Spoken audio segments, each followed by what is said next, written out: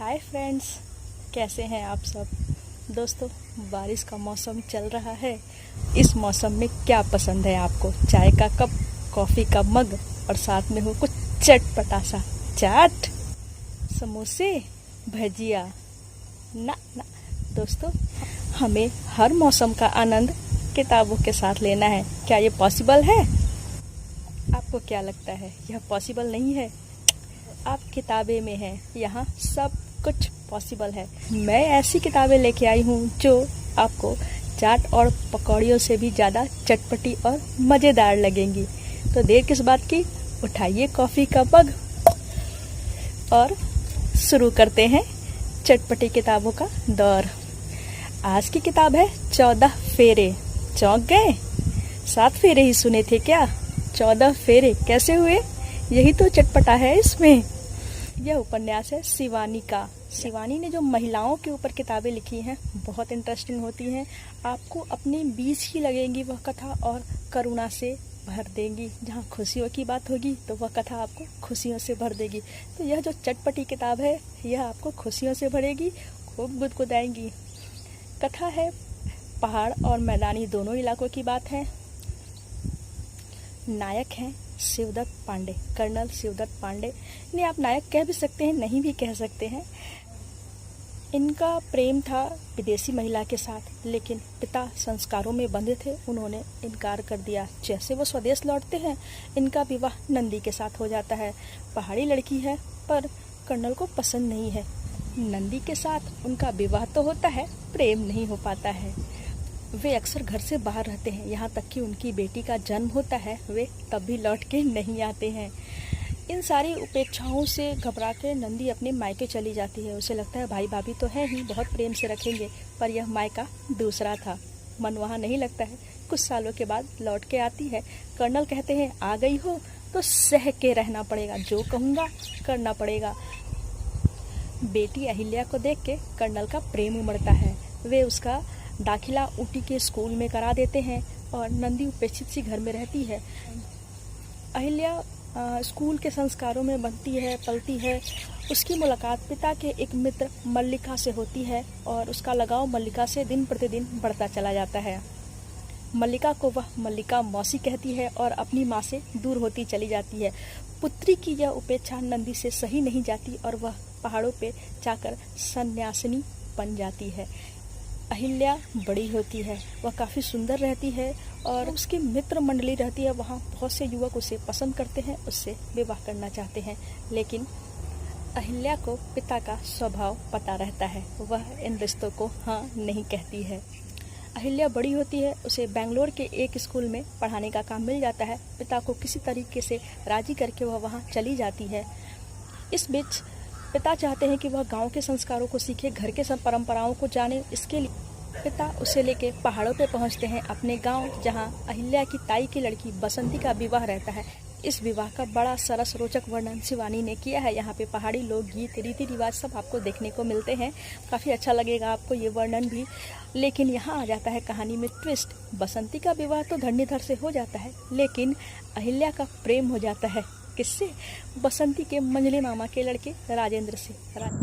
दोस्तों, मेरे चैनल को सब्सक्राइब कर लें, साथ ही बेल आइकन को भी प्रेस कर लें ताकि आपको सभी नोटिफिकेशन सबसे पहले मिल जाएं। Thank you. राजेंद्र बड़ा ही भोला भाला प्यारा सा नवयुवक है। पिता को लौटा के बसंती धरणीधर राजेंद्र के साथ अहिल्या पहुंचती है बसंती के नानी के गांव, यानी कि राजेंद्र के दादी के पास। वहाँ दादी समझती हैं कि एक जोड़ा तो बसंती और धनीधर का है, दूसरा जोड़ा संभवतः राजेंद्र ने शहर की एक लड़की से विवाह कर लिया है, तो ये उसकी बहू है। अहिल्या को बहू का मान देती है, लाड़ देती है, खूब सारे गहने से लाद देती है। अहिल्या थोड़ी संकुचित होती है, लेकिन उसे रोमांच हो आता है। इस बीच अहिल्या अपनी माँ से मिलने की भी कोशिश करती है, आश्रम पहुँचती है, पर उस दिन उसकी मुलाकात माँ से नहीं हो पाती है। वह वापस लौट के कलकत्ते अपने पिता के पास आती है। फिर कुछ दिनों के बाद बेंगलोर चली जाती है अपने स्कूल में अपने जॉब के लिए। बीच में वह राजेंद्र के बारे में पता करने की कोशिश करती रहती है, तो एक बार उसे पता चलता है कि राजेंद्र भारत चीन के युद्ध में घायल हुआ है और पता नहीं कहाँ लापता हो गया है। अहिल्या बड़ी दुखी हो जाती है और वह पिता के पास लौटती है। रास्ते में उसकी मुलाकात कुछ लड़कियों से होती है जो उसे बहला फुसला के ले जाती हैं ऐसी जगह जहाँ पे लड़कियों से गलत काम करवाए जा रहे होते हैं। और जो इस गिरोह की सरगना रहती है मिस डाटा, उसके पास पहुँच के अहिल्या भौचक रह जाती है। मिस डाटा कोई और नहीं, उसकी वही प्यारी मल्लिका मौसी रहती है जिससे कभी वह बहुत ज़्यादा स्नेह करती थी, अपनी माँ से भी ज़्यादा। अहिल्या को बहुत दुख होता है। उनसे बिना कुछ बात किए वह कुछ लोगों की मदद से वहाँ से निकलने में कामयाब हो जाती है और अपने पिता के पास लौटती है। उसके लौटते ही उसे मल्लिका मौसी का एक खत मिलता है जिसमें उन्होंने एक बार मिलने का आग्रह किया होता है। वह पिता को बिना बताए दिल्ली जाती है मल्लिका से मिलने। मल्लिका उसे जीवन की सच्चाइयों के बारे में बताती है कि जब रूप सौंदर्य मेरे पास था तब बहुत सारे लोग आगे पीछे घूमते रहते थे, और आज जब मुझे कुष्ठ हो गया तब कोई पूछने वाला नहीं है और मैं यह गलत सा काम कर रही हूँ क्योंकि मुझे अपनी पुरानी लाइफस्टाइल को बनाए रखना है, पुराने खर्चे को बनाए रखना है। अहिल्या दुखी मन से घर वापस आती है। घर आने पे उसे पता चलता है कि राजेंद्र का पता चल गया है, वह गाँव आया हुआ है। यह जानकारी अहिल्या को अपने ताई के खत से मिलती है। पिता को बताकर वह गांव जाती है ताई के पास। ताई अहिल्या के मन की बात समझ लेती हैं और वह यह भी जान जाती है अहिल्या राजेंद्र से प्रेम कर रही है, और उसे पता है कि उसके घर के संस्कार क्या हैं, उसे पता है कि कर्नल साहब का स्वभाव क्या है। अगर उनको पता चलेगा तो अहिल्या और राजेंद्र का मिलन तो कभी हो ही नहीं सकता है। वह एक प्लान बनाती है, अहिल्या को कुछ समझाती है, बसंती को एक खत लिखती है और अहिल्या को कहती है कि बसंती के पास जाओ। अहिल्या बसंती के पास पहुंचती है और राजेंद्र अपने गांव दादी के पास पहुंचता है। अहिल्या बसंती धरनीधर गांव पहुंचते हैं। वहां सारी तैयारी कर ली जाती है और अहिल्या और राजेंद्र का विवाह होता है। दादी भौचक रह जाती हैं क्योंकि उन्होंने तो पहले ही माना था कि इन दोनों का विवाह हुआ है, और बहू के रूप में उन्होंने न सिर्फ अहिल्या को स्वीकार किया था बल्कि उसे गहने जेवर भी पहनाए थे। तो वो बार बार फेरों के समय घूम घूम के पूछती है, अरे भैया क्यों करा रहे हो शादी, अब क्या 7 फेरे तो पहले इन दोनों के हो गए, अब क्या 14 फेरे कराओगे। फिर वो खूब हंसती है, मेरे बेटे का मेरे पोते का तो 14 फेरा हो रहा है, मेरे बेटे का मेरे पोते का 14 फेरा हो रहा है, खूब हंसती है। तो यहीं से यह शीर्षक लिया गया है। इस 14 फेरे का एक और मतलब भी है।